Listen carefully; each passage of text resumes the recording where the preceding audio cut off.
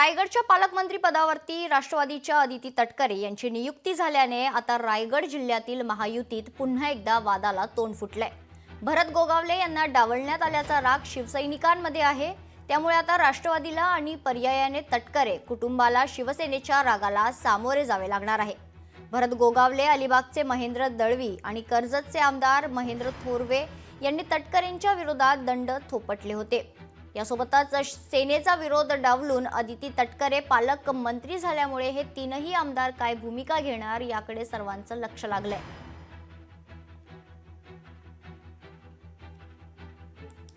पालकमंत्री पदावरून कोकणात शिमगा असल्याचं पाहायला मिळते। 3 वर्षांपूर्वी सेनेच्या तिन्ही आमदारांचा तटकरेंविरोधात बंड पुकारण्यात आलं होतं। त्यानंतर अदिती तटकरेंना पालकमंत्री पदासाठी सेनेचा उघडपणे विरोध होता।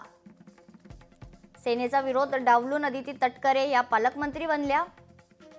रायगडमध्ये सुनील तटकरेंकडून शिवसेनेची कोंडी होते का हा प्रश्न विचारण्यात येतोय। प्रत्येक वेळेस तटकरेंचे राजकारण का वरचढ ठरतंय हा देखील सवाल उपस्थित होतोय। तर शिवसेना आमदारांना भाजप आमदारांचं समर्थन होतं का हा देखील प्रश्न आहे। रायगडमध्ये शिवसेना राष्ट्रवादी सोबत जुळवून घेईल का हा देखील प्रश्न अनेकांना पडलाय।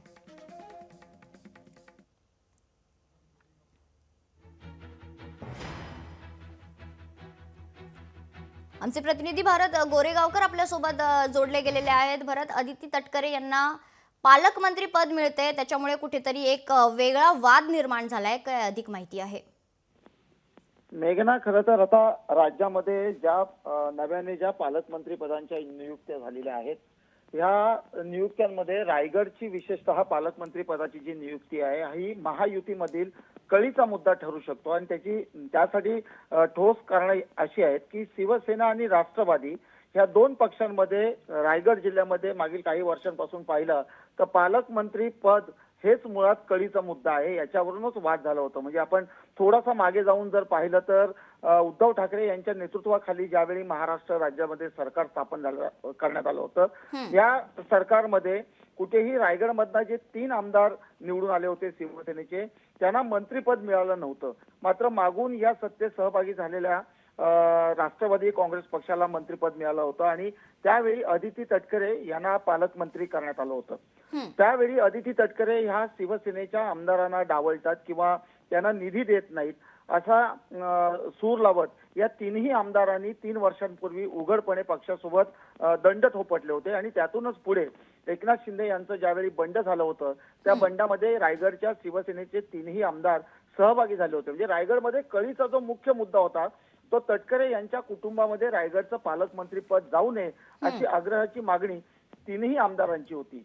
पुढे एकनाथ शिंदेंचं बंड झालं आणि युतीचं सरकार आलं। या युतीच्या सरकारमध्ये देखील रायगडमध्ये मंत्रीपद देण्यात आलं नव्हतं। मात्र राष्ट्रवादी या सत्तेत सहभाग झाली आणि महायुतीचं सरकार स्थापन झालं।